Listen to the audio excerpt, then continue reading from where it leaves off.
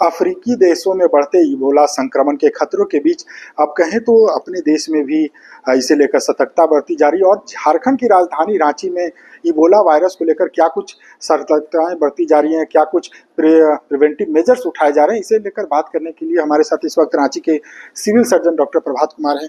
Sir, Ebola virus के मामले अफ्रीकी देशों में हालांकि इसके मामले बढ़ रहे, तो राजधानी रांची में इसको लेकर क्या मेजर्स उठाए जा रहे हैं सर?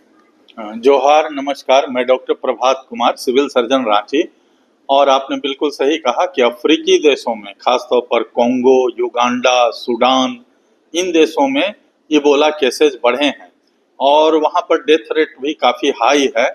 तो इसके लिए पूरे दुनिया में सतर्कता बरती जा रही है और WHO ने भी, जो विश्व स्वास्थ्य संगठन है, उसने भी एडवाइजरी जारी की है कि सभी जगह सतर्कता बरती जाए। और एयरलाइंस का भी मूवमेंट काफ़ी रेस्ट्रिक्ट किया गया है। केवल जो एसेंशियल, बहुत ज़रूरी हो तभी लोग अफ्रीकी देशों में जाएं, अन्यथा नहीं जाएं, ऐसा इंस्ट्रक्शन है। रांची में एयरपोर्ट पर भी आया है जो प्रोटोकॉल्स फॉलो करने हैं या SOP, स्टैंडर्ड ऑपरेटिंग प्रोसीजर जो फॉलो करना है।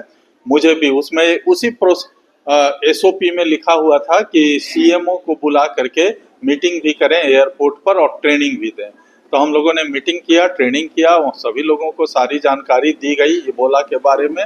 लेकिन जो सबसे महत्वपूर्ण दो जानकारियां हम लोग हर कोई को दे रहे हैं, और मीडिया के भी माध्यम से, क्योंकि मीडिया का काफ़ी बड़ा रोल है किसी भी बीमारी को रोकने में, उसको फैलने से बचाने में।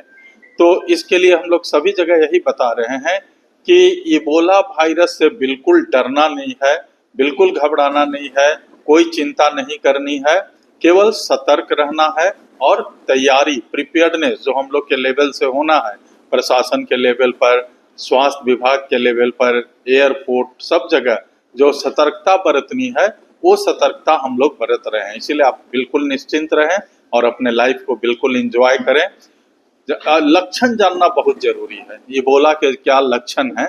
तो इबोला के लक्षण को हम लोग 3 भाग में बांट करके देखते हैं। एक को हम लोग ड्राई फेज बोलते हैं, जिसमें कि बुखार होता है, सिर दर्द होता है, पूरे हेडेक होगा, सब कुछ। तो ये ड्राई फेज है। इसके बाद लूज मोशन होने लगता है, वॉमिटिंग होने लगता है, तो इसको हम लोग वेट फेज बोलते हैं। और तीसरा जो है वो है आपका जब क्रिटिकल हो जाता है, पेशेंट सीरियस हो जाता है, उसमें ब्लीडिंग होने लगती है शरीर के हर हिस्से में, नाक से, मुंह से, शरीर के अंदर कहीं से भी ब्लीडिंग होने लगती है। वॉमिटिंग में भी ब्लड आता है, लूज मोशन में ब्लड आता है। तो ऐसे हालत में वो शॉक में चला जाता है, क्रिटिकल हो जाता है, उनको हाई फ्लो ऑक्सीजन की ज़रूरत होगी, क्योंकि ऑक्सीजन सैचुरेशन कम हो जाता है जैसे कोविड में होता था, और ज़रूरत पड़ने पर वेंटिलेटर की भी ज़रूरत पड़ेगी।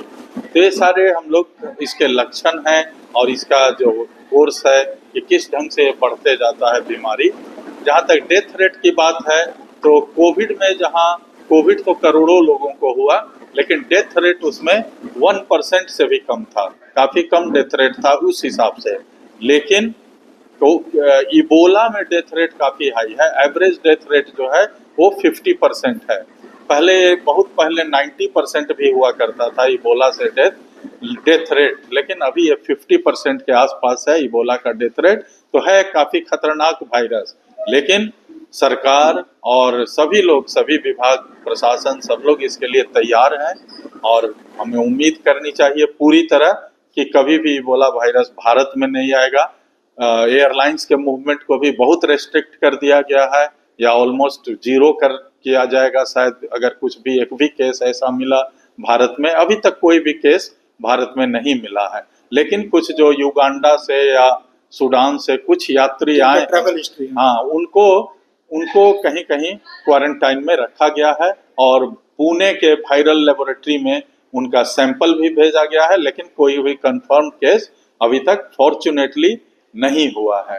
ट्रीटमेंट इसका, जहाँ तक ट्रीटमेंट किसका सवाल है, ट्रीटमेंट इसका कुछ भी नहीं है, कोई स्पेसिफिक ट्रीटमेंट नहीं है, केवल सपोर्टिव ट्रीटमेंट है और सिम्टोमेटिक ट्रीटमेंट है।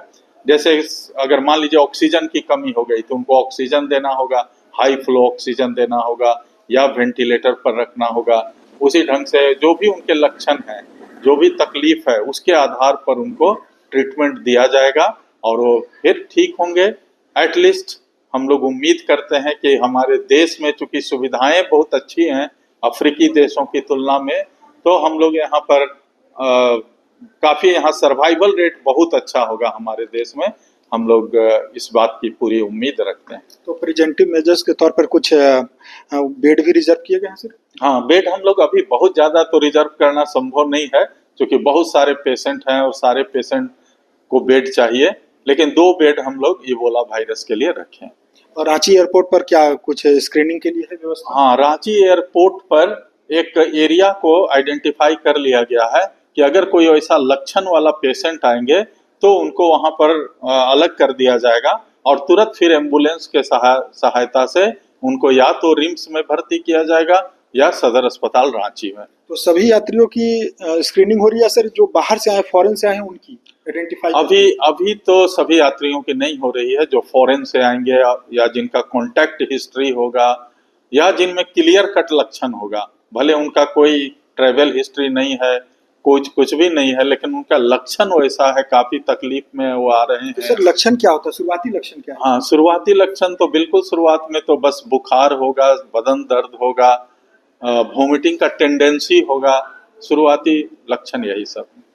बिल्कुल, तो आपने सुना इबोला वायरस को लेकर काफ़ी प्रिवेंटिव मेजर्स झारखंड सरकार के द्वारा उठाया जा रहा है और रांची के civil surgeon doctor Prabhat Kumar ने भी स्पष्ट कहा है कि रांची एयरपोर्ट, चूंकि झारखंड के अलग अलग जो जिले में खासकर जो हवाई यात्रा जो लोग करते हैं वो रांची एयरपोर्ट पर ही आते हैं, तो उनकी वहां पर स्क्रीनिंग की व्यवस्था की गई है। अगर कोई संदिग्ध पाए जाते हैं तो क्वारंटाइन की व्यवस्था है और अगर सीरियस पेशेंट होते हैं तो फिर सदर अस्पताल में 2 बेड भी रिजर्व किया गया है। इसके साथ ही उन्होंने बताया है कि क्या क्या सिम्टम्स होते हैं, बचाव के भी उपाय बताएं। हालांकि ये कहा है कि डरने की आवश्यकता नहीं है, लेकिन प्रिवेंटिव मेजर्स जो हैं, जो एसओपीज हैं, उसका पालन जरूर किया जाना चाहिए।